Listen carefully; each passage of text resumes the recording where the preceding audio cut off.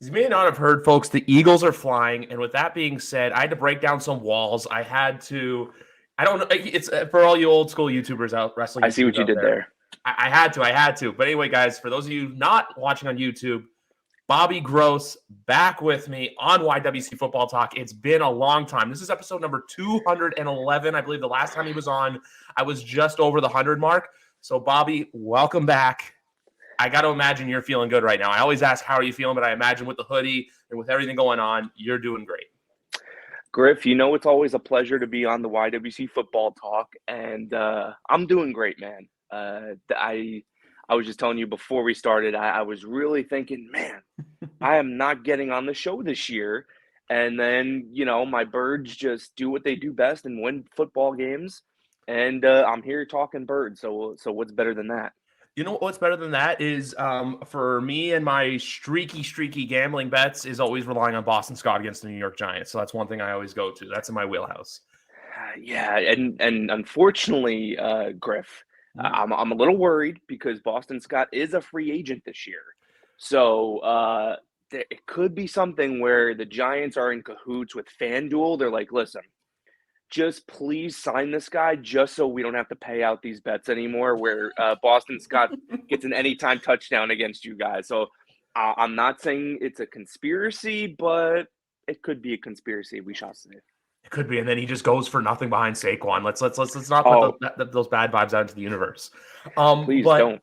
as any good story starts, I want to go back to draft day from this past year. You guys go out. Howie makes a trade for AJ Brown. In that moment, is it Super Bowl or bust? Is it like how are you guys viewing that all the way back to April of 2022? I don't know if it's necessarily Super Bowl or bust. I mean, you could definitely say that with my New York Metropolitans, where at this point, yeah, it's definitely World Series or bust. Um, I think Howie was just making a logical football move. Devontae Smith coming off a phenomenal rookie season, but who's behind him, or in this case, who would be ahead of him? And Dallas Goedert is one of the best tight ends in football. He does have an injury problem, so getting a guy like AJ Brown, who is 25 years old, who really got a bad rap in Tennessee. He did again. That's another guy who had injury problems, but the potential was there, and he's had seasons where he's carrying that offense when Derrick Henry may not be, 100% or on the field at all. Um, I feel like coming into this season, though, it was more like, okay, we're kind of in year two of getting rid of Carson Wentz, Yeah. getting that contract off the books. So we're kind of limited in what we can do. But Howie Roseman is not only one of the, or if not the best general manager in football, he's one of the best general managers in all of sports, Yeah. especially in leagues where there is a cap ceiling. So to make that move was kind of a no doubter. And then at the end of the day, we also have another first round pick in our back pockets from the Saints for this year. So it's like, okay, it's not that big of a deal if we trade our first Yeah. because we have two firsts the next year. So I think it was just, what, we want to make this team better. And I think without question, AJ Brown did make the Philadelphia Eagles a better football team this year. Yeah, and I was just going to say for you too, you root for three different teams over three different states, and all three teams are fairly competitive right now. So that's got to be a pretty good feeling for you. This is extremely rare, especially, I've been through a decade of sucking with the Devils. The Mets are the Mets, although now that might mean something different with, Yeah. with Uncle Steve Cohen. And then the Eagles, I mean, they'll win for a few years, but then it's like they go back into a funk, but then they come back so much stronger after that. I mean, it's not. I don't think it's coincidence that in the past 20 years, the Eagles are the team in the NFC who's been to the Super Bowl more often than any other team. So I think it's just from the top down, we had the organizational structure there to keep winning football games, but sometimes we do make mistakes, a la Carson Wentz or a la Chip Kelly, that kind of sets us back a little bit, but we always come back stronger. Yeah, because that's the one thing too. You're right. Because like if you think about it, like the early 2000s, it was the 2002, 2003, 2004 season. It was NFC championships. Then obviously you guys got to the Super Bowl, and then something good happened for me, but something bad for you. And then Yeah. you had the run. Then 2018, obviously, look, you guys. That's where we tied up the series. So maybe down the road there'll be a trilogy. We don't know yet for sure. I'm just, you know what? It's like manifesting, throwing good things out into the air for both of us. But Unfortunately, Brady ain't going to be there, though. He'll probably be calling the game. yeah, that's the thing. Him, Romo, someone else. We don't Oh, know. God. But the thing I just wanted to ask you about the Super Bowl or bust thing, just because like it doesn't like to me, it never seemed like that. I just wanted to get a true Eagles fan opinion on that. It seemed like, you know what, hey, like you said, a move to make your team better, and then it's just as the season was going on and on and on, it was like, hey, just good result after good result.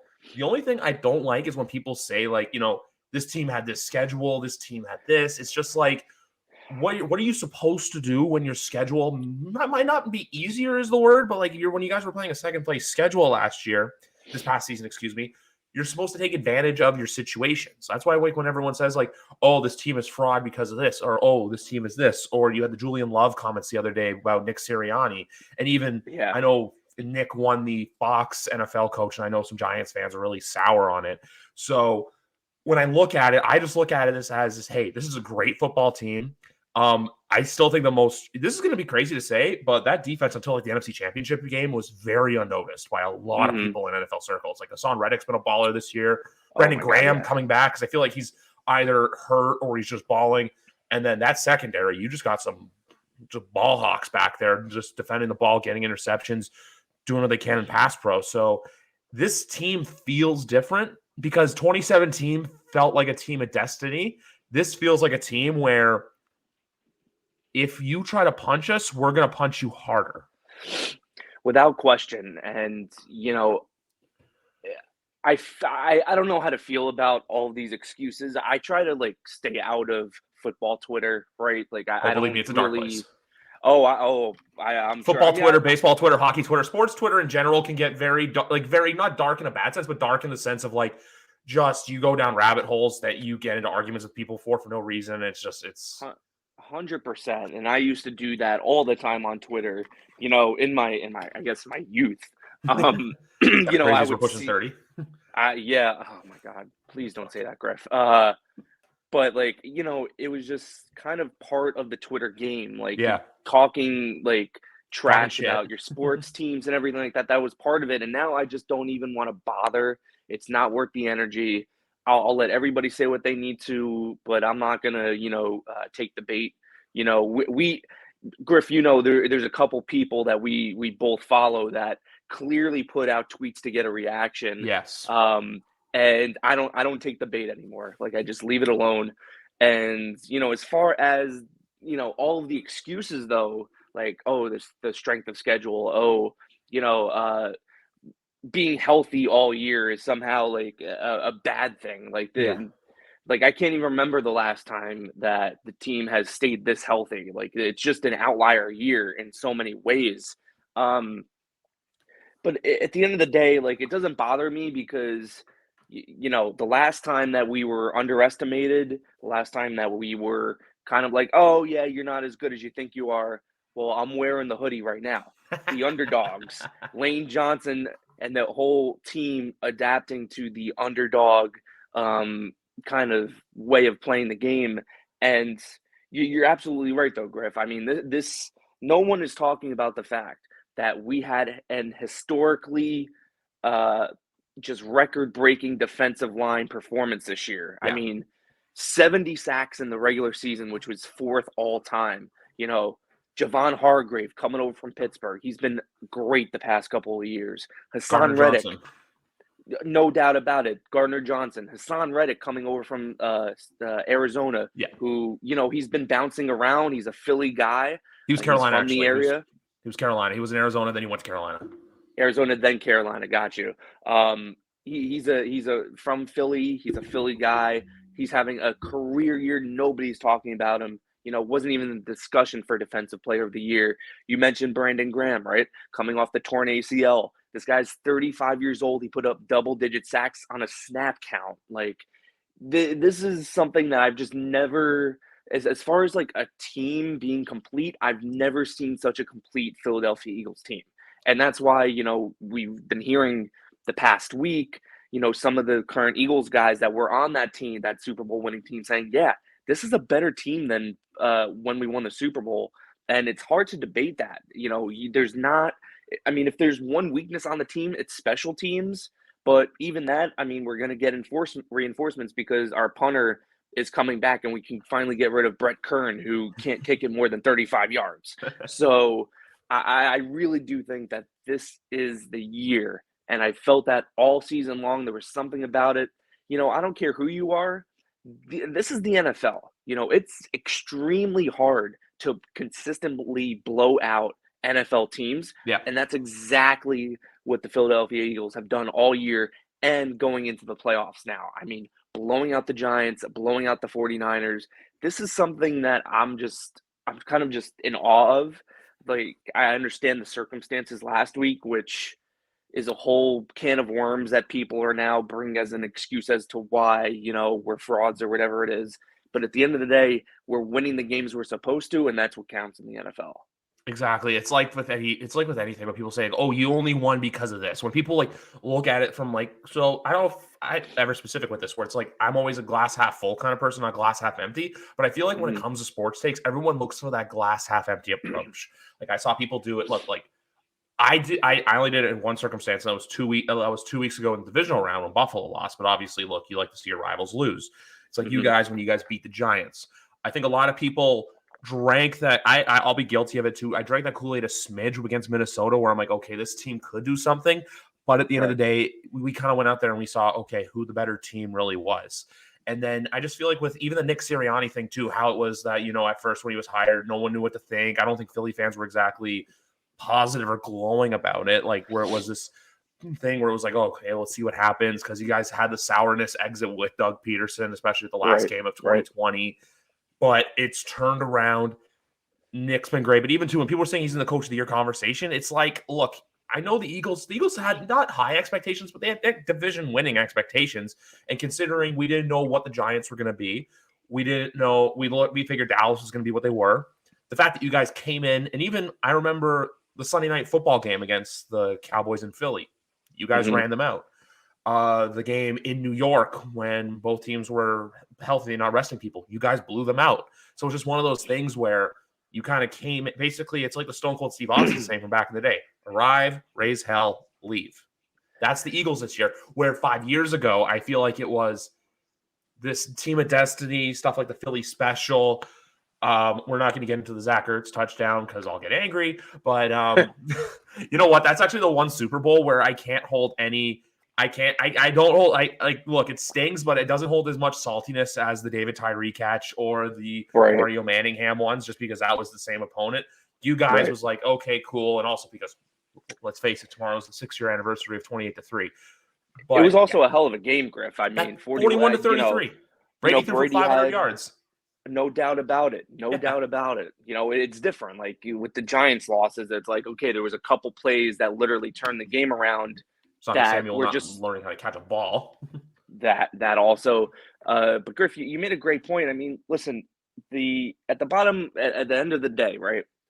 Nick Sirianni, let's just break him down. Nick Sirianni, second-year coach, right? Yes. When this guy was hired, nobody was excited. You're absolutely right. We had to move on from Doug Peterson. There was no ill will. I don't think any Eagles fan, once he, left the organization, said, fuck Doug Peterson, anything like that. We're all thrilled for Doug Peterson that he's thriving in Jacksonville right now. Yeah. If anything, and I'm not trying, I guess you can call me biased for this, but I don't think it's Sirianni that's coach of the year. I think it's Doug Peterson. What he did to turn around that team after the debacle of Urban Meyer last year, I mean, you cannot deny what he did. And Sirianni, I think he's just aware. I don't know. I feel like he's just being penalized because, he's not the offensive play caller. He is legitimately the head coach. He has his coordinators. He has his assistant coaches.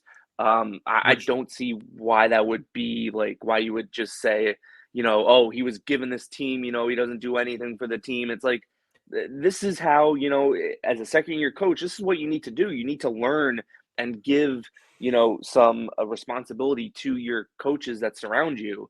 And to be honest with you, like, it's a phenomenal idea because the Eagles have an incredible lineup of assistant coaches. I mean, you can just see both our offensive and defensive coordinators have interviewed for head coaching positions this season already.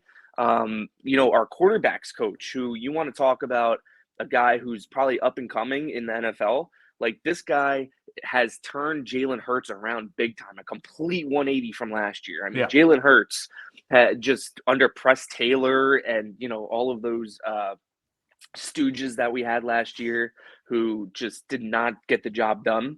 Brian Johnson has just he has improved Jalen Hurts 1,000%. And we were even scared that he was going to go somewhere else to become an offensive coordinator already. So I think he's going to be a guy to watch out for over the next couple of years, getting an offensive coordinator position, maybe getting a head coaching position.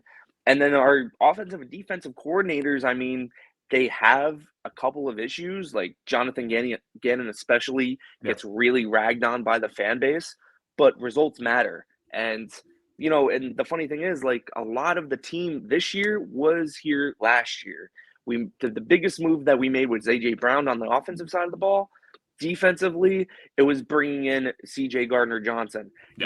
Signing James Bradbury, who over the past couple of seasons, with Joe Judge, he just took a real big step back. It was a 1-year contract, a prove-it deal, and he has proved it this year.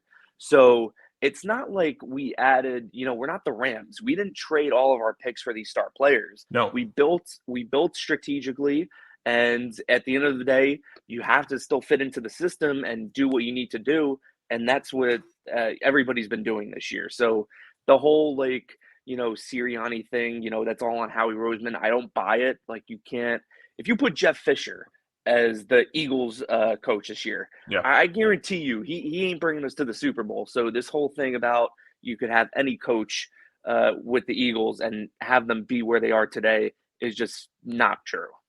I also think, too, it's just the whole thing of team chemistry. Everyone kind of seems like they're all for each other. It seems like, look, everyone's just clicking. It's one of those, like, friendly brotherhood things like that I've got to experience for years with New England, where it's just there's not a lot. Like you said, you keep your picks, you develop your young guys.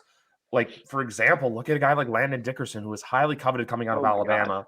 Come in, effectively, he's pushed Andre Dillard probably off of the team for next year. Effectively, he's probably going to go somewhere else. But yeah, it's just like little things like that. Like guys like Lane Johnson, Jason Kelsey, like who we don't know who are going to what their future holds just because they've been in the league for a very long time. Even though it's only 12 years, that's a long time for the NFL, especially the lineman position. Brandon Graham, like you said, 35 years old. So for a lot of these guys to not only bring a championship to Philly, let alone a second championship, I think would mean a lot. But I want to ask you something personally, because I also remember like how I was saying when I thought of people to talk to about this situation with the Eagles and everything involved. Will next Sunday in Arizona, if you guys win, do you think it will still be as special as the one you won 5 years ago in Minnesota? Or do you think it will still feel like it'll have a different feeling, but you're still going to be on that top of the world, just like overall, holy crap, we did it? I mean, that's hard to say, Griff. I mean, for me personally, I feel like any Super Bowl win is special, right? I'm not one to, I don't have, so many successful sports teams that I'm winning some kind of championship every year. So, it's been almost 40 years with the Mets, the Devils. It's been 20. So it's not like I'm just like overloaded with all of these league championships here. So for me personally, I would love a Super Bowl win. Yeah. I think it would maybe I'll feel different if we win this one and next year we go back to the Super Bowl again and we win that one. I'm not saying that's happening, but that would be a different kind of thing. I don't know. We'll just have to see what happens next Sunday.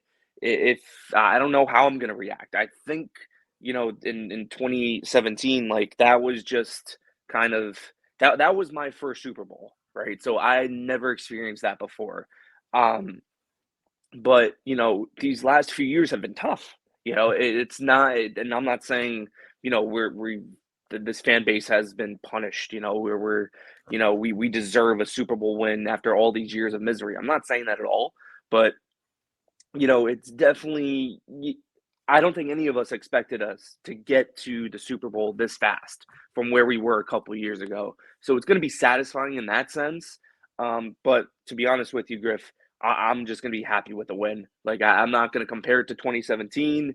That's not going to be anywhere in my mind. I'm solely focused on this game and winning this whole damn thing.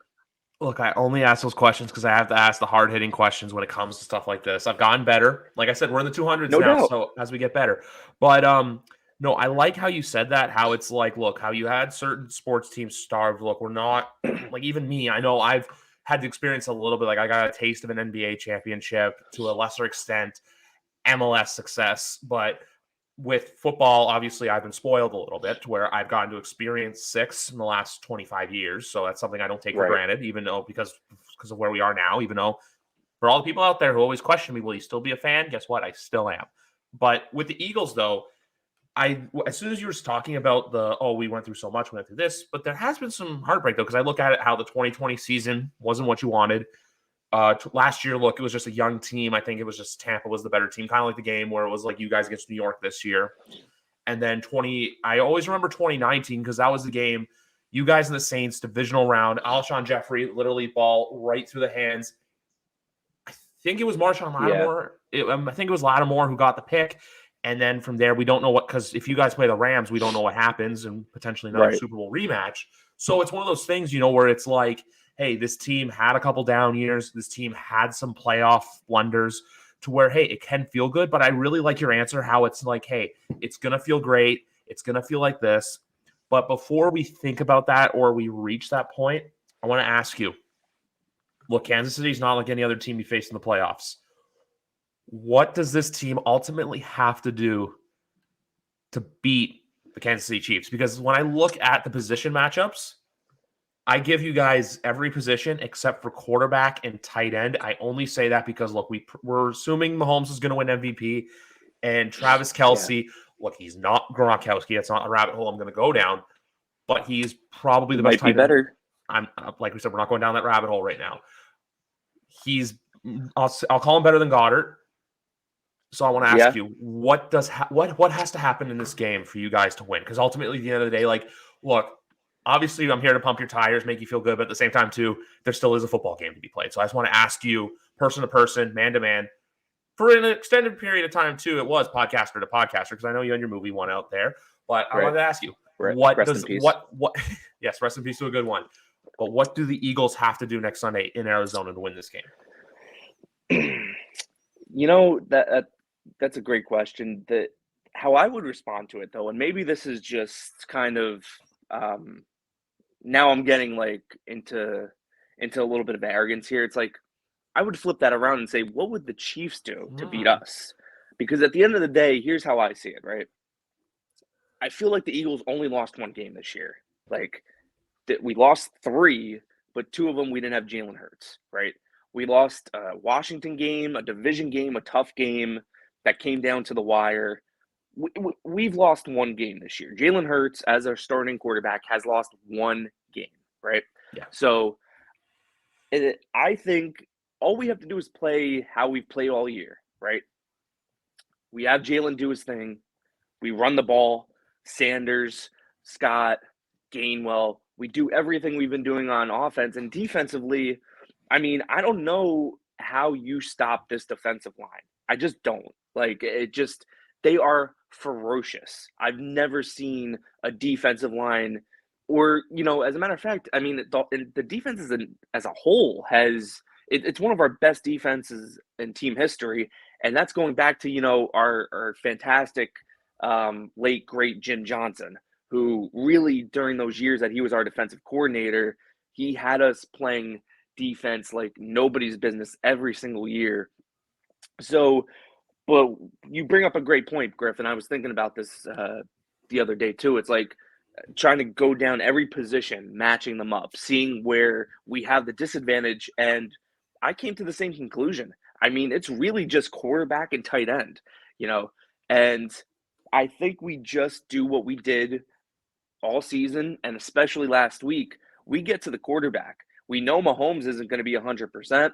And if we're constantly getting the guy, hitting him, getting him on his ass, and that's a tough task to take on because he's a mobile quarterback too. He's very similar to Jalen Hurts. He has no problem scrambling around doing a bunch of magic tricks back there. He's not necessarily staying in the pocket all game long, but if we get to Mahomes, this is a whole new ball game, and I don't see any reason why we can't. We've been doing it all year.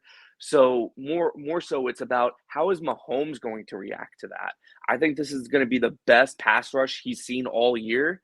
And, it's not like besides Kelsey, I mean, I'm not trying to say that Juju Smith-Schuster is nobody, but he's been very streaky this year.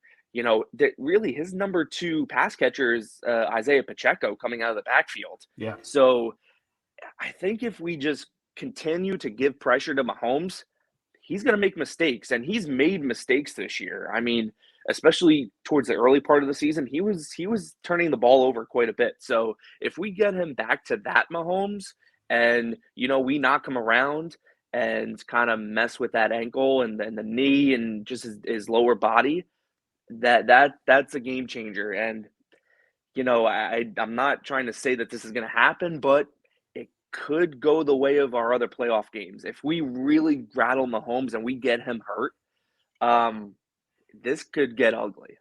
Just watch the film from the Tampa Super Bowl 2 years ago and the same thing. One other factor I have for this game, and I say this, and I like it's a thing you say, like willing to die on this hill. I still think that the reason they won was because Chris Jones did the things that he did. And when I look at a guy like Chris Jones in this game, I'm like, okay, who's he going to bully on the offensive line? Because this offensive line is not one to be bullied. This is an offensive line, like we were talking about earlier. They're dogs. They just plant their feet in the ground, and no one's pushing them back. What did Nick Bosa do last week? With Lane Johnson re-tearing his groin. Yeah. He's going up against Lane Johnson and didn't get one pressure last week. I mean, that's all I'm going to say. Like this offensive line every year is just top notch. That is all on Jeff Stoutland. He is the best assistant coach in football. I mean, every year, like you mentioned before, Landon Dickerson. We have these guys like Lane Johnson, Jason Kelsey. If they were to, and I hope this doesn't happen, but if they were both to retire this offseason, we have Cam Jurgens ready in the wings. Jeff Stoutland has been coaching him up all year, kind of like as a redshirt center.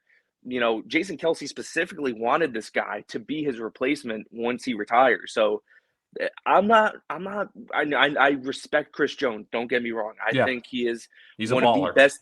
He is one of the best pass rushers in the league right now. But again, it's kind of like the same thing as the defensive line. This is an offensive line that Kansas City hasn't seen all year. So I think if we isolate Chris Jones, as we've done with Nick Bosa last week, Micah Parsons this year did absolutely nothing against us because we knew how to scheme to isolate him. They're gonna have their hands full. Go ahead, Griff. I think of immediately to what happened to Dexter Lawrence in the divisional game. He got put on his ass, and that's something that not a lot of people have done this year, if any. Dexter Lawrence had a great year for the New York Giants, but I just remember there was a one run. I think Jason Kelsey literally got to him, planted him, basically sat him down, and then Miles Sanders. Because whenever people wonder, Miles Sanders is a great running back. That's why I love this. Because I was a high school football player, but I played line, and as linemen, the way the running backs work, they got to get those holes to get space. Why was Miles Sanders able to run so well last Sunday? Because his offensive lineman said, okay, boom, we're going to push. We're going to get this guy. We're going to move him to the left. You cut a hole, go to the right. That's football 101. So when you see stuff like that, I think this is a defensive line that, this offensive line, I'm not going to say can push around, but can have their way with in a way. But then you also have to worry about guys like, George Karlaftis, who's been pretty good this year, Willie Gay. So there are some Nick Bolton. There are some other factors on the Kansas City defense, but I'm more when I think about this game, when it comes to which offensive line am I more worried about, it's the Kansas City offensive line, just because, look, we've seen them have their moments. We've seen Patrick like rattled and startled a little bit throughout the season, but you haven't seen a whole lot of that with Jalen Hurts. So I think if the Kansas City Chiefs are to win, it's because you get to Jalen Hurts. It's like any quarterback. You get to them, you rupture their confidence. But then at the same time, too, when you say, oh, yeah, you can throw a blitz out there, you can't necessarily do that because these guys are going to recognize a blitz and they're going to get out, they're going to roll out, and they're going to make magic happen. So either way you look at it, I'm in for one hell of a football game next week. And I am, look, fun fact, too, actually, by the way, do you know this will be Andy Reid's first Super Bowl not coached in the state of Florida? I didn't know that. Yeah, look at you.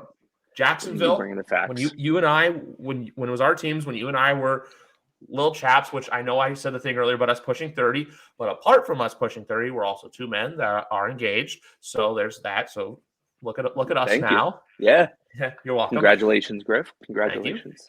But so that happened when we were 11, and then the Miami Super Bowl we won with KC, and then the Tampa Super Bowl, and then with Phoenix. But I'm also going to give something right now that I'm going to love and hate. But I know everyone's on this whole, the Super Bowl's rigged for Kansas City. It's in State Farm Stadium. Patrick's sponsored by State Farm. You know, in that stadium, the last team to win the Super Bowl was in the AFC East. The team before that to win the Super Bowl in that stadium was from the NFC East. This year, there's a team from the NFC East playing in that Super Bowl. I'm not for one for weird things, but you know what? In stuff like this, you got to kind of put the lines together and think about it where you're like, And also, too, it's like I said, for Kansas City was my pick in the preseason just because, you know, everyone was doing the whole, what's Kansas City going to be? They don't have Tyreek Hill, blah, blah, blah, blah, blah. Where I was like, guys, it's 15. He'll be fine. And we learned that. But with the Eagles, though, it's like 2017 in a way, but it's not. And I say that because with 2017, it was just, like you said, underdog story. No one believes in us. This team feels like, you know what? It's just, there's something to it that you can't explain. And sometimes that makes for a great story. That's a great point, Griff. I felt like 2017 was more about destiny. It was our destiny to win the Super Bowl. This year, it doesn't feel like that. It just feels like, hey, we're the best team in football. Like, I don't, you know, we've already touched on all the excuses that people are making, but at the end of the day, we are the best team in football. And, you know, I feel like there's something in the air. This is the most, like I said before, the most well-rounded team. And I should be nervous for the game, Griff. Yeah. I'm not. I haven't been nervous all year long. I wasn't nervous for the Giants game. Wasn't nervous for the 49ers game. I'm not nervous about this Super Bowl, to be honest. And I'm not trying to sound like, you know, high and mighty and everything like that. It's just I'm so at peace with what this team has done this year. You know, and I'm not saying that we're absolutely going to win, but even if we don't, which I'm not putting that into the universe, but let's say we don't. Cautious optimism. Yeah, I would say so. If we don't, like, it's okay. Like, Kansas City is clearly the best team out of the AFC. You know, clearly the second best team in football. It's one versus one. Exactly. It's the both number one seeds. So, you know, it's hard to be mad if we lose this game, you know, for the reason that, listen, compared to where we were last year, it's hard for any of us to be jaded about the fact that, you know, we were even in the situation to begin with. Yeah. But also, I mean, you know, we've got on the opposite side, we've got Andy Reid, who gave us so much success to our franchise for however many years. And, you know, we also have Travis Kelce, who, you know, I feel like is a Philadelphia Eagle in spirit too. Like with him and his brother, like Donna Kelce's going to take a W next Sunday, no matter what.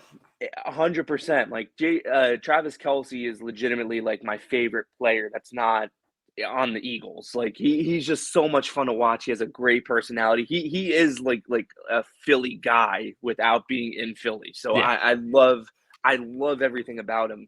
So I'm just like very mellow right now, Griff. And we're recording this on a Saturday, but 8 days 2 away. Saturdays. So it's like I'm it's not as close to the game, but I'm just mellow for now. Like that can completely change on game day, but I'm feeling good.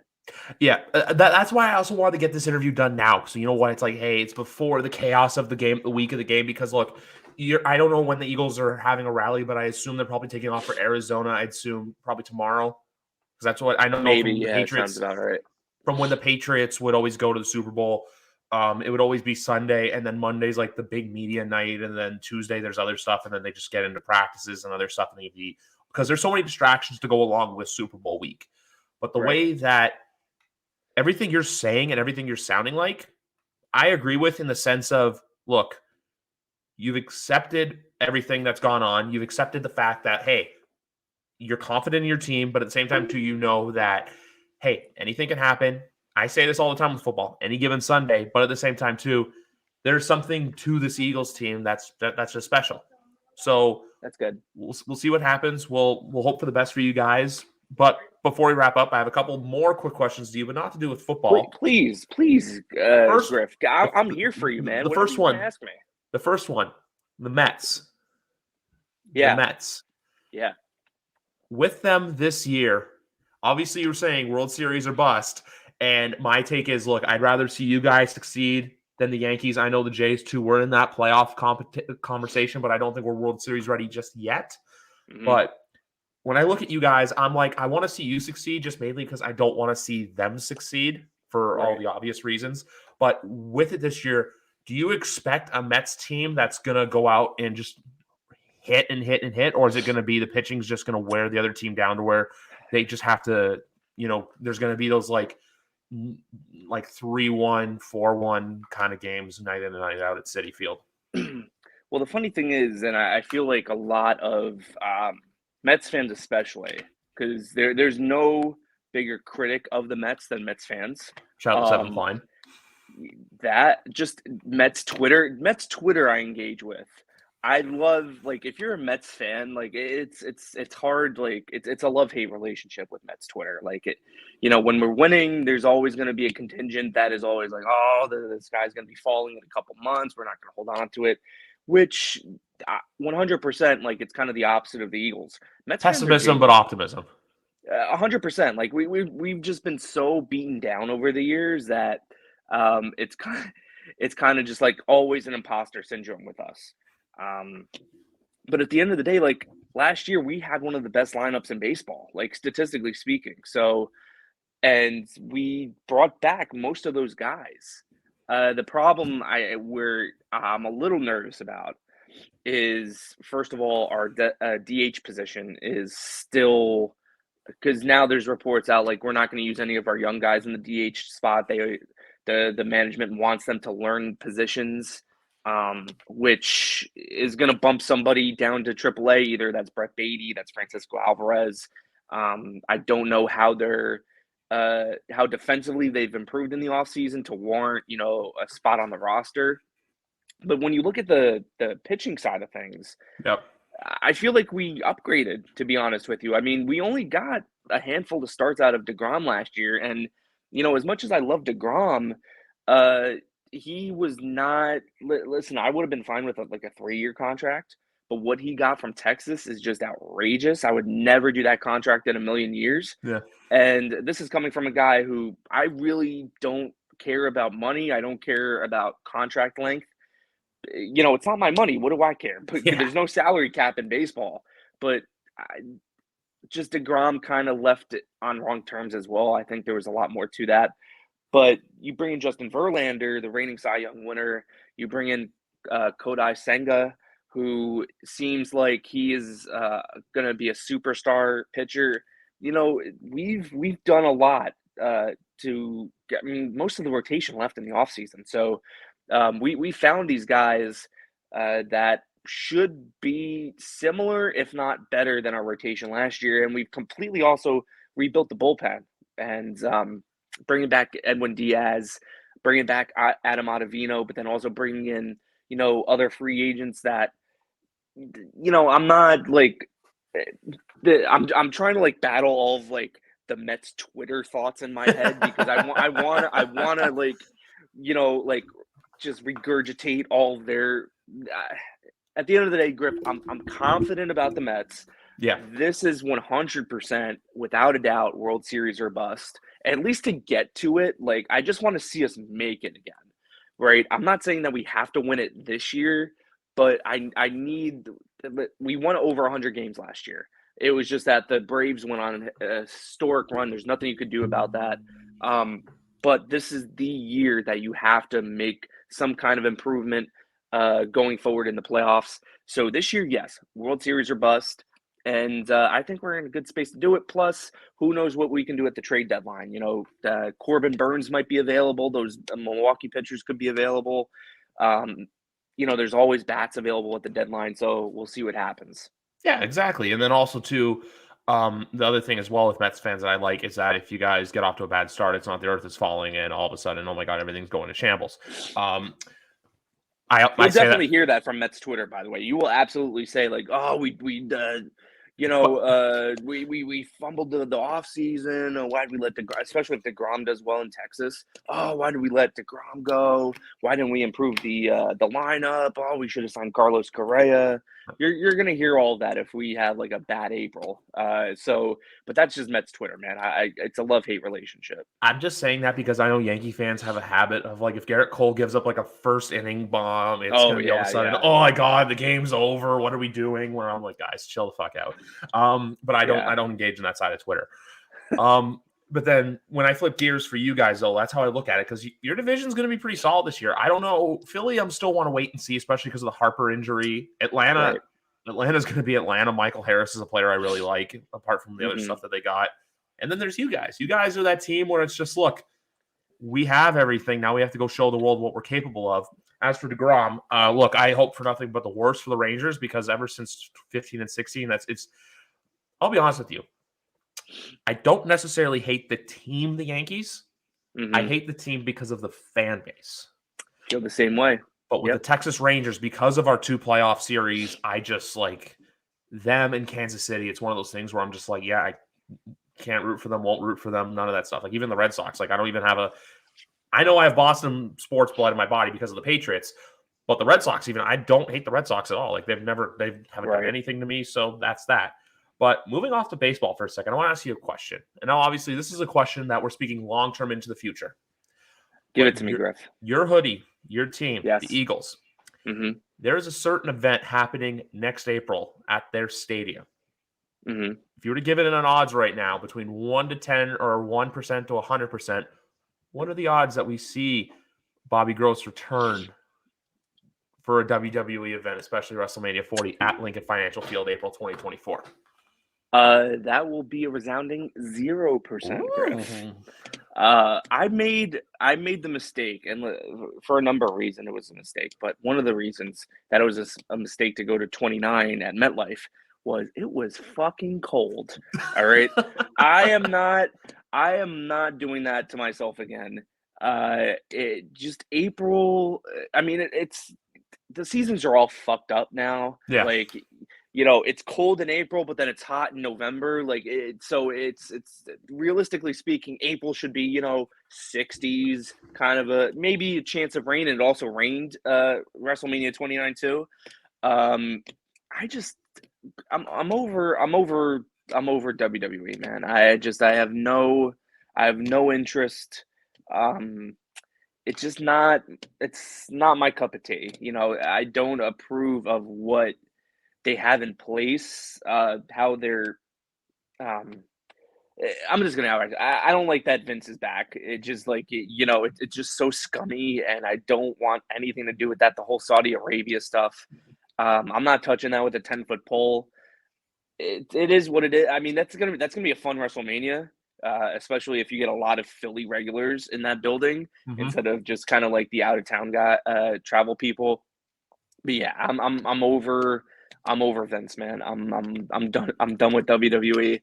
Hell, I mean, I don't know. I like AEW. Like that's my wrestling of choice.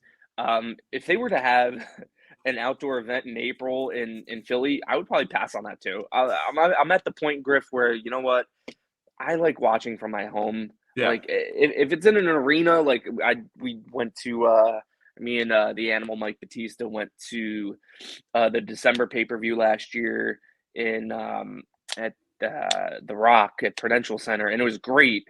Full Gear? Yeah, Full Gear, and it was a fun time. But even like prices now are just so it's crazy, man. Like it's and I don't know if it's because of the inflation and all that, or just just rising costs coming out of the pandemic in general. But I'm Griff. You mentioned before we're almost 30. I feel like I'm like 48 instead of 28. Like I just don't want to. I don't want to do a lot with going out and everything. I'm comfortable at home, man. And you know what? I think this is also the time, Griff. I'm going to give you some breaking news right now. This is a YWC Football Talk exclusive. You ready for this? Yeah. I'm gonna be a dad. Holy shit! Yeah. You ready? Yeah. Oh How my crazy is that? Congratulations! This is the first of its kind. I have dealt with before. I have dealt with many guests on this show with recordings. I'm running late, bedtime, but I have never, ever, ever had an announcement like that before on my holy shit. You've Griff, I'm this is why you have to have me on more often, man. Like I just drop these bombs on you, make YWC Football Talk history. Oh my god. Yeah, April 25th is the due date. It's gonna be a boy. So yeah, Little Eagle fan coming into the world. 100%. And then, I can already see we're fighting over the kid for if it's going to be a Mets fan, a Yankees fan. I could see that debate, but I think I'm good with the Eagles. But it would kind of suck. It would kind of suck too if like you wouldn't be able to see the Eagles win the Super Bowl this year. It's going to be like that would be kind of funny. But yeah, how's that for an exclusive? That is cool. You literally left this off. Like I literally have. I was gonna call it something else, but I have to I think I now have to go back into the podcast realm. I was gonna do I'm still gonna call it like Eagles are the Eagles are flying, but I have to put back in the day with wrestling reaction videos where it was like this returns live reaction highlights analysis to where it's just the clickbaity titles. I gotta do that because I don't know how many people within the realm know of this, but nobody. Oh my. We didn't go public yet with it. I think it's going to be coming. It's Saturday, so probably sometime next week, the week leading up to the Super Bowl. I think we're gonna start telling more of our outside friends, our closer friends and our family know, but we haven't put it on socials or anything like that. So I figured I was kind of just skirting around the issue, Griff. WrestleMania next year in Philly. Yeah. I think I'm gonna have my hands full. Yes. In other situations. So slightly. That's really the main issue. Yeah. So yeah, there you go. Yeah. And then as for me, I would love to go, but at the same time too, I want to do stuff I have a wedding to plan. I have a house I want to buy. So look, we're at the age now where money is. You can have fun with money, but at the same time, you have to be responsible and you have to be logical with it. It just can't be, hey, I want to do this or this. This year, with LA Mania, I would have gone if it was the one that happened 2 years ago. But when COVID hit, that was just putting a stop on it. Plus, I've been to 4 of them. But with shows, and I'll say this with me in wrestling right now because I know you and I haven't spoken in a while. I'll always go when they come to Toronto just because with TV. They're coming here for a house show next month, but I don't really care about that. But when WWE or AEW always roll into town with the TV trucks, I'll go. That's the thing I'll say. And maybe even maybe Buffalo or something like that. But I wanted to do Elimination Chamber in 2 weeks in Montreal. But when I looked at the ticket prices, I was just I can swallow the pill of not going. WWE seems to be hot right now, so it's a hot ticket. It's the time of year as well. I still have no interest. And just to compound on what you were saying about saving money and everything like that. Yeah. Griff, it could be worse. You could be planning for a wedding and a baby in the same year. we have the kid coming in April, and then we have our wedding in November. It's a lot, man. I'm exhausted just thinking about it. So yeah, a lot of stuff happening. But I'm always here for you, Griff. Whenever you need me on the YWC Football Talk, I'm here. I'm ready to go. I might have some blackout dates from like May to August. But other than that, man, yeah, this has been great. For everybody who wants to see zombie Bobby Gross, comment down below. But no, man, I wish you and your I don't know your girl's name, but Allie. You and Allie, nothing but the best. Congratulations. You, I gotta end on this note, folks.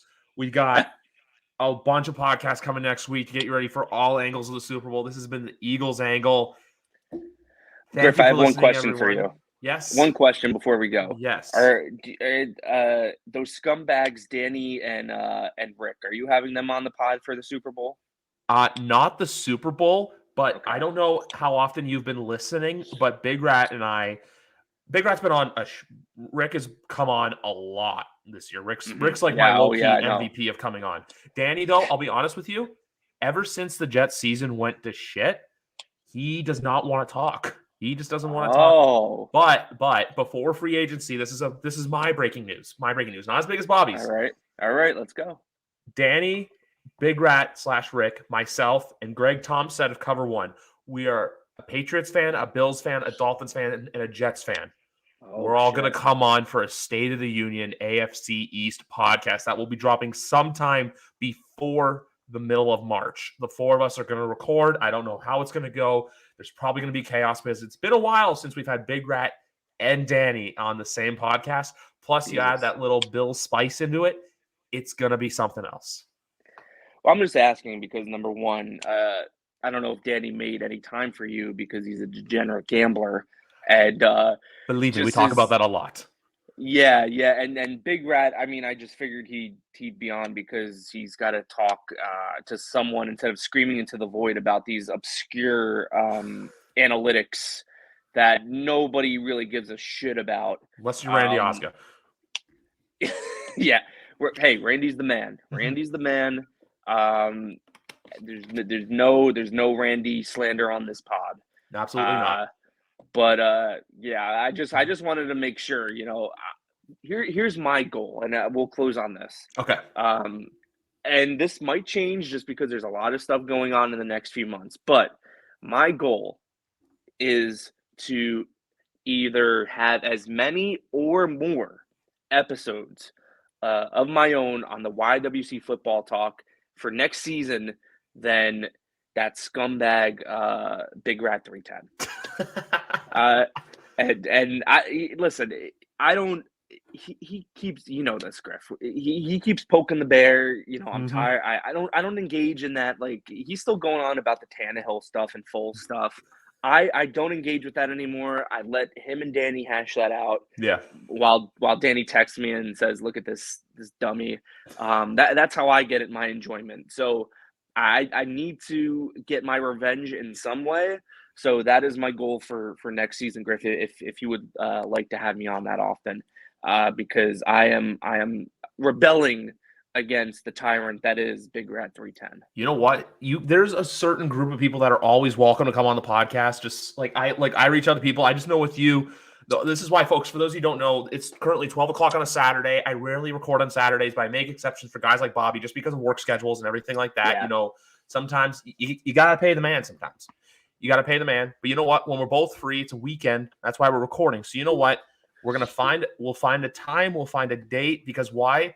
Look, I love talking during the season, but off-season banter and bullshit is the best. I know the 7 month after next Sunday, it's going to be that depressing, no football for 7 months, but just talking about the season, throwing out takes, being like, oh, I think this can happen, or oh, this guy sucks. No, this guy sucks, but then someone else thinks that guy is good. All that talk is what makes for a great podcast, and why my next goal is I'm at this is 211. My goal is to get to 250 episodes by the start of 2023 kickoff. That is Thursday, September 7th. And I also say it because I have a wedding I have to go to on September 9th. So I'll be driving home hungover from that wedding on the kickoff Sunday. So Patriots, if you're out there, schedule makers, don't put us at 1 o'clock on the Sunday. Put us on either Monday night or at 4 o'clock to make me feel better. But there you go. That's the note we're going to end on. You are always welcome to come on, Bobby. Congratulations to you and Allie once again. Folks, we're ending on this note of 3 simple words, and that is fly, Eagles, fly.